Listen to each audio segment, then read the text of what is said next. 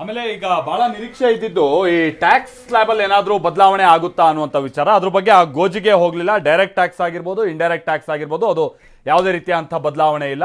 7 ಲಕ್ಷ ಆದಾಯ ಇರೋರಿಗೆ ಯಾವುದೇ ರೀತಿಯಾದಂಥ ತೆರಿಗೆ ಇಲ್ಲ ಅನ್ನುವಂಥದ್ದನ್ನ ಹೇಳಿದ್ದಾರೆ. ಹಾಗೆ ಆದಾಯ ತೆರಿಗೆ ಪದ್ಧತಿಯಲ್ಲಿ ಯಾವುದೇ ಬದಲಾವಣೆ ಇಲ್ಲ. ಇದು ನಿರೀಕ್ಷೆ ಇತ್ತು. ಮಧ್ಯಂತರ ಬಜೆಟ್ ಆಗಿದ್ದಂಥ ಕಾರಣಕ್ಕಾಗಿ ಯಾವುದೇ ರೀತಿಯಾದಂಥ ಬದಲಾವಣೆ ಇರೋದಿಲ್ಲ ಅನ್ನುವಂಥ ನಿರೀಕ್ಷೆ ಇತ್ತು. ಅದರಂತೆ ಯಾವುದೇ ರೀತಿಯಾದಂಥ ಬದಲಾವಣೆಯೂ ಇಲ್ಲ ಅನ್ನುವಂಥ ಹೇಳಿದರೆ, ಜೊತೆಗೆ ಟ್ಯಾಕ್ಸ್ ಪೇಯರ್ಸ್ ವಿಚಾರವಾಗಿ ಕಳೆದ 10 ವರ್ಷದಲ್ಲಿ ಟ್ಯಾಕ್ಸ್ ಪೇಯರ್ಸ್ ಡಬಲ್ ಆಗಿದ್ದಾರೆ ಅನ್ನುವಂಥದ್ದನ್ನ ಕೂಡ ಹೇಳಿದ್ರು. ಅದು ಸರ್ಕಾರ ತಂದಿರುವಂಥ ಕೆಲ ನೀತಿ ನಿಯಮಗಳಿಂದಾಗಿ ಈ ವ್ಯತ್ಯಾಸ ನಾವು ಕಾಣೋದಕ್ಕೆ ಸಾಧ್ಯ ಆಗಿದೆ ಅನ್ನುವಂಥದ್ದನ್ನು ಕೂಡ ನಿರ್ಮಲಾ ಸೀತಾರಾಮನ್ ಅವರು ಹೇಳ್ತಾರೆ. ಹಾಗೆ ಇತ್ತನ ರಂಗನಾಥ್ ಅವರು ಹೇಳ್ತಾ ಇದ್ದ ಹಾಗೆ ಯಾವುದೇ ರೀತಿಯಾದ ದೊಡ್ಡ ಘೋಷಣೆಗಳು ಮತ್ತೊಂದು ಇವತ್ತಿನ ಬಜೆಟ್ನಲ್ಲಿ ನಾವು ಗಮನಿಸಿಲ್ಲ. ಆಮೇಲೆ ಸರ್ಕಾರ ಈ ಹಿಂದೆ ತೆಗೆದುಕೊಂಡಿದ್ದಂಥ ಕೆಲ ಆರ್ಥಿಕ ನೀತಿಗಳಿಂದಾಗಿ ಏನೆಲ್ಲ ವ್ಯತ್ಯಾಸಗಳು, ದೇಶದ ಆರ್ಥಿಕ ಬದಲಾವಣೆಗಳಾಗಿದೆ, ಬೆಳವಣಿಗೆಗಳಿಗೆ ಅನುಕೂಲ ಹೇಗಾಗಿದೆ ಅನ್ನುವಂತಾನೆ ಹೇಳಿದ್ರು. ಬಟ್ ಒಟ್ಟು ಬಜೆಟ್ನಲ್ಲಿ ಸರ್ವೈಕಲ್ ಕ್ಯಾನ್ಸರ್ ವಿಚಾರವಾಗಿ ಈ ಮಹಿಳೆಯರಿಗೆ ಉಚಿತವಾಗಿ ಸರ್ವೈಕಲ್ ಕ್ಯಾನ್ಸರ್ಗೆ ಸಂಬಂಧಪಟ್ಟಾಗ ಅದರಲ್ಲೂ ವಿದ್ಯಾರ್ಥಿನಿಯರಿಗೆ ಚುಚ್ಚುಮದ್ದು ಕೊಡೋ ಬಗ್ಗೆನೇ ಹೇಳಿದ್ರು. ಈ ಹಿಂದಿನ ತೆರಿಗೆ ಪದ್ಧತಿಯೇ ಈ ವರ್ಷವೂ ಕೂಡ ಮುಂದುವರಿಯುತ್ತೆ. 7 ಲಕ್ಷದವರೆಗಿನ ಆದಾಯಕ್ಕೆ ತೆರಿಗೆ ವಿನಾಯಿತಿ ಇದೆ ಅನ್ನುವಂತಾನೆ ಹೇಳಿದ್ರು. 7 ಲಕ್ಷ ಅಂತ ಅಂದ್ರೆ ಈಗ 2 ಟ್ಯಾಕ್ಸ್ ರಿಜೈಮ್ಗಳನ್ನು ನಾವು ನೋಡ್ಬೋದು. ಓಲ್ಡ್ ಟ್ಯಾಕ್ಸ್ ರಿಜೈಮ್ ಮತ್ತೆ ನ್ಯೂ ಟ್ಯಾಕ್ಸ್ ರಿಜೈಮ್ ಅನ್ನುವಂಥದ್ದನ್ನ ಹಂತವಾಗಿ ಓಲ್ಡ್ ಟ್ಯಾಕ್ಸ್ ರಿಜೈಮ್ ಅನ್ನ ತೆಗಿಬೇಕು ಅನ್ನುವಂಥ ನಿಟ್ಟಿನಲ್ಲಿ ಕೇಂದ್ರ ನಿರ್ಧಾರಕ್ಕೆ ಬಂದಿತ್ತು ಅನ್ನುವಂಥ ನಾವು ಕೇಳ್ಪಡ್ತಾ ಇದ್ದಂಥ ಸಂಗತಿ. ಹಿಂದಿನ ಆದಾಯ ತೆರಿಗೆ ಪದ್ಧತಿಯೇ ಈ ವರ್ಷವೂ ಕೂಡ ಮುಂದುವರಿಯುತ್ತೆ. ನೀವು ಆಪ್ಟ್ ಮಾಡ್ಕೊಳ್ಬೋದು.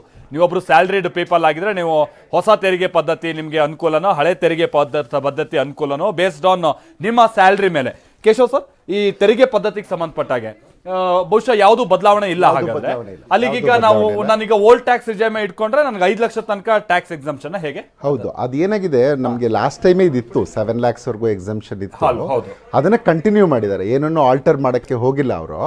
ಏನಂದ್ರೆ ನೀವು ಯಾವ್ದು ಸ್ಲ್ಯಾಬ್ ಅನ್ನ ಆರಿಸ್ಕೊಳ್ತೀರಿ ಅಂತ. ಈಗ ಸೇ ಫಾರ್ ಎಕ್ಸಾಂಪಲ್ ಹಳೆ ಸ್ಕೀಮ್ ಅನ್ನ ನಾನು ಆರಿಸ್ಕೊಂಡ್ರೆ ಅವಾಗ ನಾನು ಎಲ್ಲ ಸ್ಟ್ಯಾಂಡರ್ಡ್ ಡಿಡಕ್ಷನ್ ಯಾವ್ದು ವಸ್ತುಕ್ಕೂ ಇದೆ. ಅದ್ರ ಜೊತೆಗೆ ನಾವ್ ಏನ್ ಮಾಡ್ಬೇಕಾಗತ್ತೆ ಅಂತಂದ್ರೆ ನೀವೆಲ್ಲದೂ ಫಾರ್ಮ್ಸ್ ಕೊಡ್ಬೇಕಾಗತ್ತೆ. ನಾನು ಲೋನ್ ತಗೊಂಡಿದ್ದೀನಿ, ಅದ್ರದ್ದು EMI ಸಪೋರ್ಟಿಂಗ್ ಡಾಕ್ಯುಮೆಂಟ್ ಕೊಡಬೇಕು.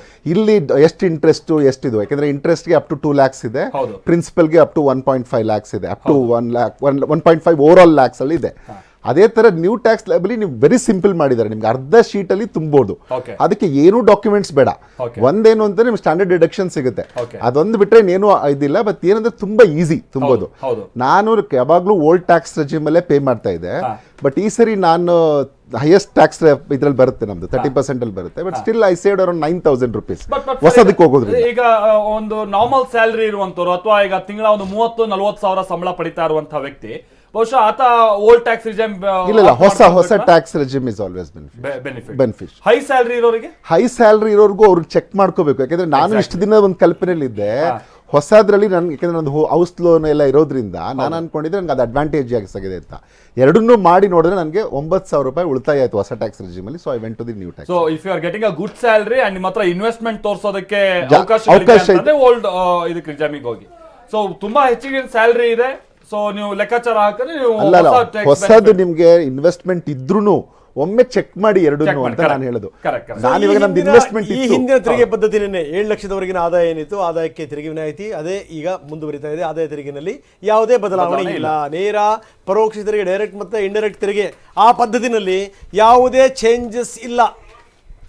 ನಾವು ಅದರ ಹೈಲೈಟ್ಸ್ ಅನ್ನು ತೋರಿಸ್ತಾ ಇದ್ದೀವಿ.